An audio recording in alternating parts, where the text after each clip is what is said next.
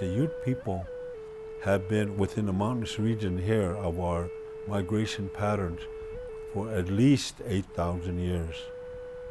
So if I say I was here first, then I was here first.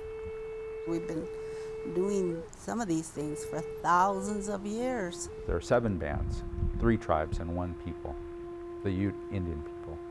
Hardworking people in order to survive.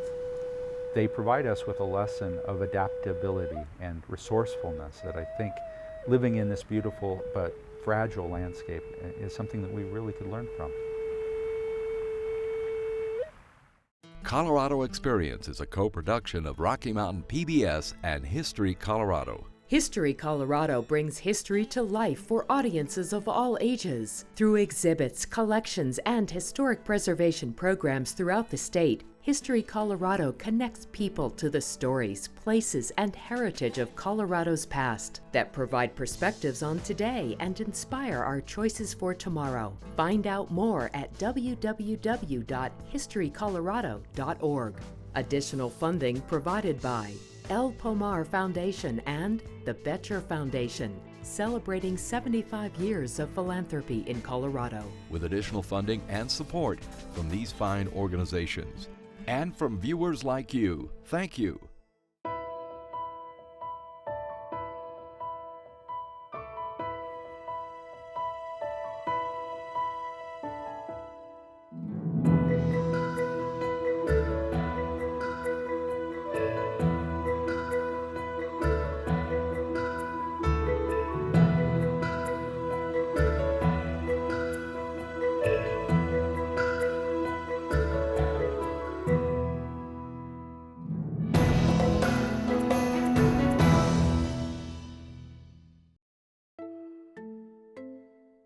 We tesuru, huegat mamachen, huipuga, tamari ikuru, ora why puchu punikapugayo, wigu, uwat makway chen mamakan kat, degapuga today, umawat makway. She's rubbing herself up against a tree, turning around and kind of like attacking the tree. They thought that bear was attacking the tree. And she's growling at the same time. They watched the she bear do that for a while. Finally, they got brave enough, they wanted to go down and ask her what she was doing. They went down there and she told them a story, why they do that, why bears do that. And during that course of time that she said, I want to give this to your people. But, one of you have to stay with me for a year so I can teach you the songs and the dance. One of you have to go back to the village and tell the people down there that your brother's going to stay with me. The following spring, the brother went back up to the same place where he had left his brother with the she-bear. He seen 2 bears. So he went up and asked that she-bear, said, "Where's my brother?" And she told him, "You don't recognize him?" And she said, "No." He said, "He's the one that's standing next to me." Well, he had turned into a bear, and they talked, and they sang them songs for what they call the growler or the morat. They used a jawbone of an animal, and they used shin bone also to use that to go back and forth on that. Then they put it on a hollow log. The sound resonated out of that, sound like it was growling, and they were singing these songs. He said, when you go back, you must tell your people that women will be the one to choose their dance partners. While you're singing these songs, they'll do this dance. He said but it will be that one woman will be on one side facing west and the men facing east. When you start dancing, he said, you dance like we do. Bears don't take very big steps when they're upright, So he said, you dance like that. It's kind of like a 2-3 step dance, back and forth and like that. He said, you dance like that. They went back and told their people what that she-bearer and his brother had told him. It's because that we honor and celebrate in spring. He said, that's why we're going to do this. It's a dance to honor and celebrate spring.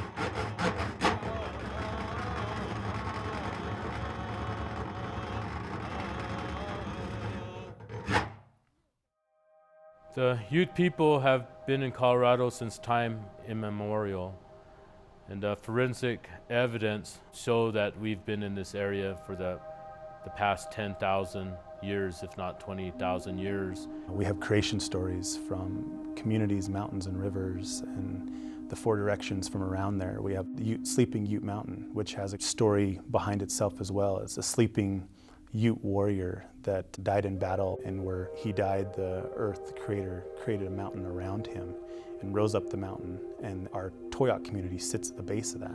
The creation story and the relationship our Ute band with other Ute bands and other tribes started in that area. We have stories of the elephant, we call him the Arapid. That was, we think, was the mammoth. By the time Europeans came into this country, all these animals had become extinct. Colorado is our homeland. We're the longest continuous inhabitants of Colorado. We've always said we've been born here, we were raised here. We are the only tribe in the United States that does not have a migration story because we were born here.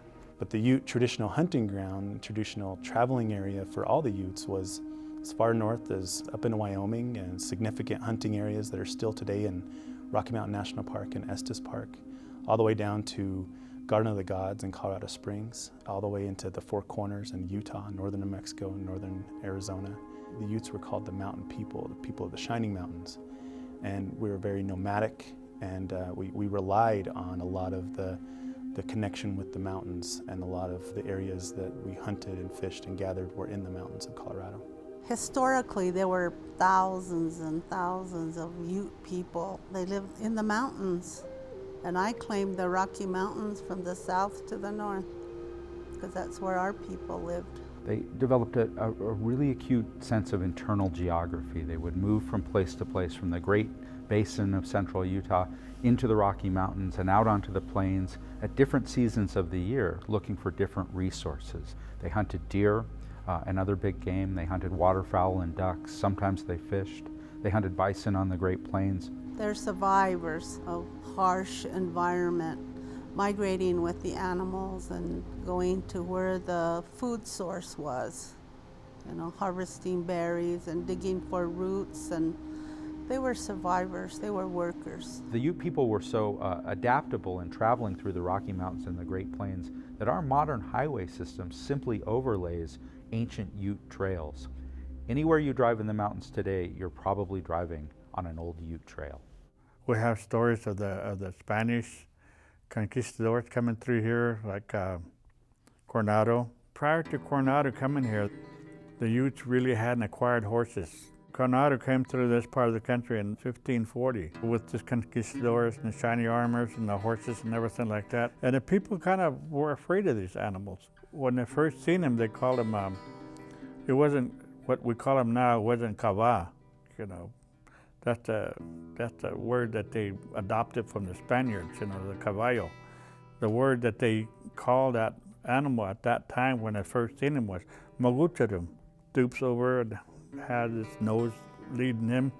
That's what they call him, that kind of an animal, magucharum. That's when the Utes obtained horses. The Utes had never openly shared their history, their ceremonies with other peoples, because we learned that if we don't share our ceremonies, our secrets, then we will remain strong longer, we will survive as who we are longer. The point of that in the past was that our enemies could not defeat us because they didn't know who we were, they didn't know what to expect. Culture and heritage, preserving the traditions, is really important because it's a foundation to our Native American culture, our spiritual beliefs. Mentally, physically, spiritually, and emotionally, we have these parts of the human being that needs to be in balance and stable. We also have the male and the female, that spirit. So we have to have everything in balance. And a lot of that too is having respect for the water of life. Water is the lifeblood of Mother Earth. And so without the water, we would not have life, and all this is based upon the sun too. Without the sun, we would not have water. We learn from the sun, from nature. Nature tells us all of these things. The sun tells us all of these things. The moon tells us all of these things. The animals tell us all of these things. The birds, the turkey, the grouse, and all of those have taught the Indians how to dance, how to sing, use the feathers as a sacred thing for them. I had a person ask me one time and said, well, why do women walk behind the man? In your society, you always see these pictures of the woman's walking behind the man. And so in that person's mind, it was like, oh, here's a slowly slave walking behind her master. Well, that's not the way it is. The warrior, the man, is walking ahead to make sure that those behind him are safe. The man walked in the front to protect all that he valued, his family, the woman. She had the home, he better protect her. When they started recording time, anthropologists and people that were studying the land, when they came here in the 1300s, 1400s, there was a bear dance. And so they could state it as one of the oldest, but I would say that there were many older dances that may still be going on today within the other tribes. But for sure, the bear dance was here. There was a hardship between the United States government and a lot of native tribes that was similar to the time when they did the ghost dance. And the cavalry or the government at that time was fearful of that dance because they were thought that they were performing that dance so that their buckskin was bulletproof. And it scared them because, it was supernatural, I guess. A lot of the ceremonies was banned. And the reason for this, from my perspective, was that it was threatening to the government. As soon as they hear the drums, immediately the European people say the Indian people are on the warpath. So they banned a lot of it. And a lot of these ceremonies that was banned, a lot of the people did it under the blanket, meaning that they did it secretly in the mountains or wherever they thought they might not be watched. And some of these people that were caught were put in prison and also hanged or shot. And a lot of these things that I'm saying right now is not put in history, but that's what we went through to survive, to hang on to some of our ceremonies. By the time of the Pikes Peak Gold Rush in 1858 and 1859, the Ute people had established themselves for centuries in the Rocky Mountains. And that meant that initially, at least, the Ute people were able to avoid serious confrontations with the Americans. But of course, the gold and the silver is really locked in the Rocky Mountains. And it wasn't long before Americans began to invade Ute territory in search of riches. The Ute people would be here probably until midsummer. Then they'd move to higher ground.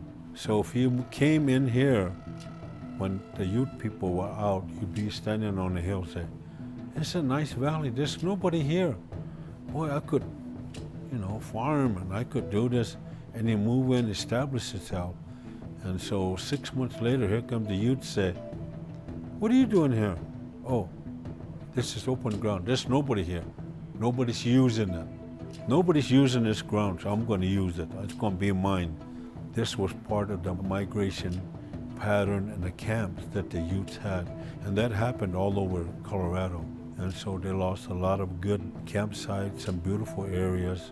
By 1849 and thereafter, up until 1880, there was a removal of all the Utes from the Front Range and also from the San Luis Valley. 1868 was the time that they established a reservation on the western part of Colorado, which was almost 1/3 of the western part of Colorado. Chief Uray was appointed and selected as a spokesperson for the Utes, for all of the Utes. they didn't have one chief, they had many leaders, and he was identified by the non-Indians as a chief because they needed someone to negotiate with. And since he spoke several different languages, he seemed to be the logical person to negotiate with. And I think that Chief Uray was called upon to bring not only peace, but to try some more understanding as to what these government policies, which he may have been just told about the day before, and to try to decipher that into a Ute language, or any tribal indigenous language, which just doesn't compute all across the board. I mean, that had to have been a very daunting task. He often made decisions on behalf of the Ute tribe that were not in consensus with other Ute leaders, and in fact, very often negotiated away lands that were not his to negotiate away. Many Ute people then and now saw Uray as a collaborator, as somebody who was giving up Ute rights in exchange for an uncertain future. The Bruno Agreement was in 1874, but prior to that, gold was discovered in the mountains. Miners started coming in and stealing our gold and silver. And so instead of compensating us, they said, we will give you 3 million square acres that's going to be yours forever. But the miners got into it and they said, no, we're going to downsize your reservation to what it is now, but you can still hunt in this 1 million square acres. Hunt. This was not a negotiation. It was an ultimatum that the Utes were to give up their claims to the San Juan Mountains, the silvery San Juans where Aspen and Silverton and other very rich silver mining areas existed. These were traditional hunting areas for the Ute people. They had, since time out of mind, traveled to the San Juans in the summertime to hunt for deer and elk. But now they were told that they had to move away. They were allowed to keep the far western strip of Colorado, the far western third of Colorado. This was a real blow to the sense of the Ute people's sovereignty, of their sense of governing themselves. Well, they call it Meeker massacre, but in my heart, I don't believe it was a massacre. Was really the first onset of establishing a Ute reservation in Colorado and appointing the Indian agent Nathan Meeker, who came from Greeley, Colorado, as the Indian agent. Meeker shouldn't have been there at all. He shouldn't have been an agent. And I think it was because he was so indebted that he looked for ways to make money in order to pay off his debts. He had reinvented himself as a self-appointed expert on Indian affairs in the United States. And he would go around the country lecturing about this is his words, the intellectual inferiority of American Indians, and how if they could just be convinced to give up their, what he would say, savage ways and take up farming, maybe in time they would adopt civilization. Most of the Ute people were nomadic, hunters and gatherers. You know, they didn't have any agricultural experience or anything like that. He plowed up the Utes' racetrack, and Utes like to run their horses, even to this day. But he plowed up their racetrack, which infuriated them. Meeker felt that he was endangered, so he telegraphed to the federal government, and soldiers or troops came out of Fort Laramore and came to this place they call Milk River. There was warnings to the military, and they were told that if they entered onto the reservation, a number of times there were people from the tribe sent up to talk to Captain Thornburg, and he was coming, and they kept telling him, please don't come on the reservation. If you do, you'll be declaring war. Thornburg came across the river onto the reservation with his troops. Well, there was gunfire, kind of a battle started there, and there was a runner went back to the agency and said that the troops were coming. Those that was around the agency attacked the agency. Meeker was killed. His wife and daughters and several women were taken captives. The tribal member and the tribal leaders at that time were still, I think, trying to understand government policy, understanding this concept of this is my land, everything on this side of this fence is mine, but all of a sudden on the other side I can't hunt there anymore. Even though I was raised hunting these mountains and fishing these creeks or gathering these areas in this community, all of a sudden it's no longer mine and I can't go there or I have to ask permission for that. I think that concept was still very new, and I think when you really converge those two ideas, you're going to have a conflict. Because of that incident, the Tabiwas, the Utes, and Yamparicas, who is also known as the White River Band, were all sent into Utah. And then there's posters that says the Utes must go. So they decided, well, they've really broken the law now and attacked the agent and the people that worked there at that agency. And so by gunpoint, military bringing their guns and stuff, they were ordered out of the valley, off the land. And so they took them up to Utah. The reservation was abolished. What was left was a small sliver of that land along the southwest border of Colorado and New Mexico. That was what was left there for the three Ute bands, the Caputa, the Moats, and the Weminuts. In 1887, the federal government passed the Dawes Allotment Act, which was a federal measure designed to break up the reservations into individual parcels of private land. The idea was that by granting each Indian family their own 160-acre plot, it would cultivate a sense of individualism and private property and break the communal ties of the tribe. It was also kind of a boondoggle because all of the so-called surplus land that didn't go to Indian families were sold off to American homesteaders instead. The Southern Ute tribe is called a checkerboard reservation, which means that allotments were really forced upon them. And after each individual tribal member received certain amounts of acreage, the federal government sold the remaining portion of the land to farmers and ranchers within the community. We don't have very many allotted lands anymore. So I always use the analogy of a piece of Swiss cheese, and the holes in the Swiss cheese represents those farmers and ranchers that purchased land during the time inside the reservation boundaries. And what that does is it provides a very complex situation, but it also provides what we deal with today. We have Colorado Department of Transportation roads that go across reservation lands, and some cross tribal land and some cross non-tribal land and then go back onto tribal land. And the Ute Mountain Ute tribe has a communal land-owned reservation, meaning that once you're on the reservation, you're on it until you get off on the other side. There's really no allotments, no holes in the reservation, which is contiguous until you get to the other side. So we live on a reservation. We have modern homes, we're running water. Tourists would always say, do you have a TV? Do you live in a teepee? Do you have a car? You know, of course. We go to school, we work. I do have a teepee, and we put it up on occasion. The Utes faced challenging times after 1880. Relegated down into a barren reservation in southwestern Colorado or in northeastern Utah, forced by the United States government to send their children far away to boarding schools in Pennsylvania or New Mexico. For parents, sending children away to a distant boarding school was probably the worst possible scenario. It was through the relationships with extended family, with parents and aunts and uncles and grandparents, that children learned Ute culture and Ute identity. Our people were forced to never use their language because it was not supposed to be at all. It was forbidden. And we were supposed to learn the English language. When I went into the government school, I was told not to speak my language.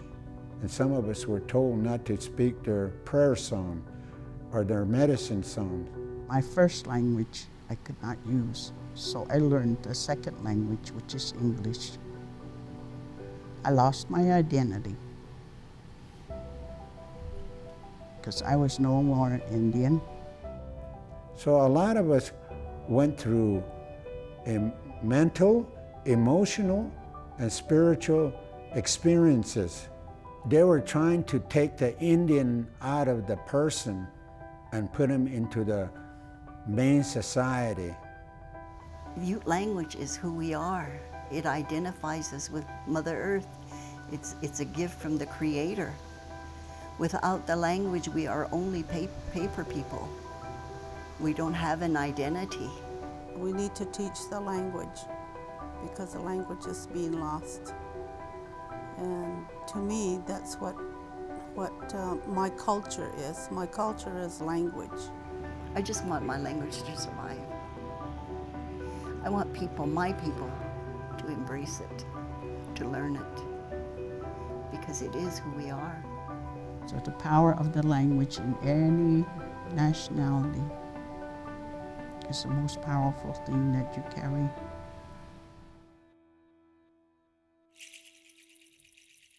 We're honoring our past leaders here and thankful for what they have done for what we have here today, and that someday we can fill those boots that they have walked in. It's an ongoing story that probably never will be told, completely. We need to respect all those that came before us because they were the strong ones. They're my role models. They lived in the mountains. They survived. They were surviving people. There's a romantic picture of the Western times, but we're still here, and we still have a bright future, and we have a great handle on our culture. We want to be respected. Our culture wants to be respected. Our language, our religion, our way of life. I want to know the past in order to be able for the children to survive the future. That's our goal, that we build our language back up, build our spirituality back up, so that we can start to embrace who we are and be proud of who we are as Native people, as Utes from the Ute Nation.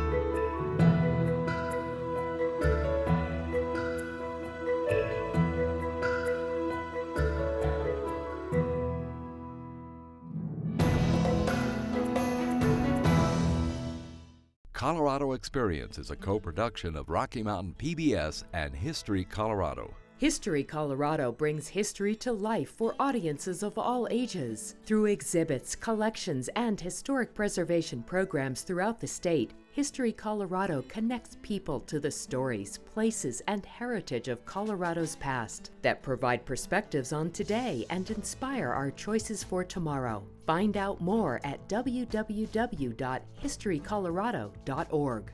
Additional funding provided by El Pomar Foundation and the Betcher Foundation, celebrating 75 years of philanthropy in Colorado. With additional funding and support from these fine organizations. And from viewers like you, thank you. This episode is available on Blu-ray. Visit our website to order. There's more Colorado Experience online at rmpbs.org/Colorado Experience.